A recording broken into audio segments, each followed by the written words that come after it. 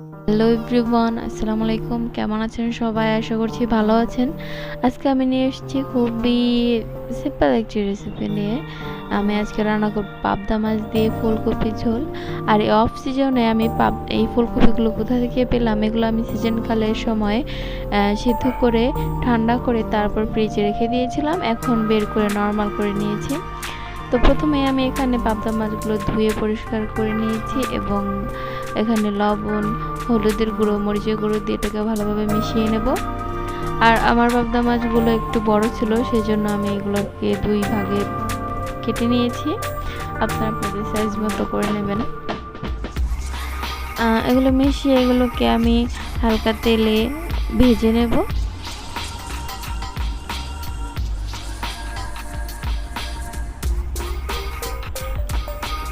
এটাকে কড়া নয়, হালকা করে ভেজে নিতে হবে। ভেজে নেওয়া হয়ে গেছে। এ পর্যায়ে আমি এখন এটা সাইডে রেখে দিয়ে তেলে ভেতর পেঁয়াজ ও মরিচ কুচি দিয়ে দেব। এরপর এখানে আমি দিয়ে দেব লবণ, একটু হলুদের গুঁড়ো। আর মরিচের গুঁড়োটা আমি ব্যবহার করছি না, কারণ সবজিতে বেশি ঝাল খেলে এটা খেতে ভালো লাগবে না।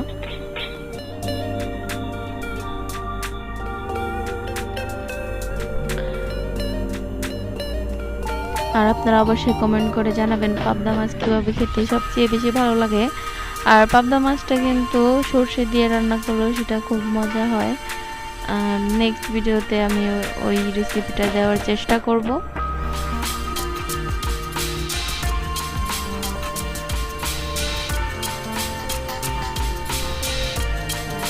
আমি এই ফুলকপিগুলো দিয়ে দিব। এরপর এটাকে আমি ভালোভাবে কষিয়ে নেব যাতে মশলাগুলো ফুলকপির ভিতরে যায়।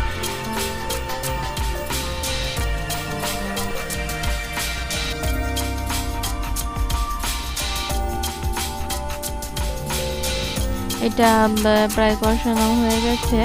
এখন এখানে আমি পরিমাণ মতো পানি দিয়ে দেব। যেহেতু ফুলকপিটা সিদ্ধ করা, সেই জন্য অল্প পানি দিলেই হয়ে যাবে। যেটুকু মানে তরকারিতে আমরা ঝোল রাখতে চাইবো অতটুকু পানি থাকলেই হবে।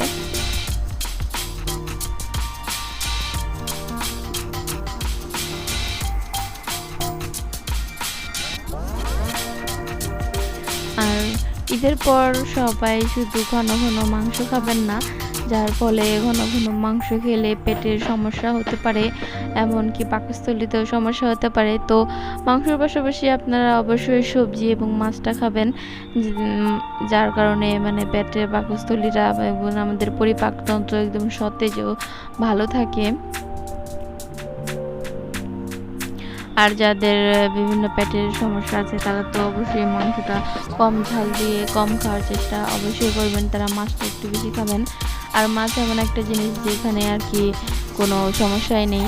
তো হয়ে গেছে আমার পাবদা মাছের তরকারি। অবশ্যই আমার ভিডিওগুলো ভালো লাগলে আপনারা শেয়ার ও লাইক কমেন্টে শেয়ার করবেন এবং আমার চ্যানেলটি সাবস্ক্রাইব করে দেবেন। আর নেক্সট ভিডিওর জন্য অবশ্যই আমার চ্যানেলটি সাবস্ক্রাইব করবেন এবং কমেন্ট করে জানান। সবাই ভালো থাকবেন। আল্লাহ হাফেজ। সবার সুস্থতা কামনা করছি।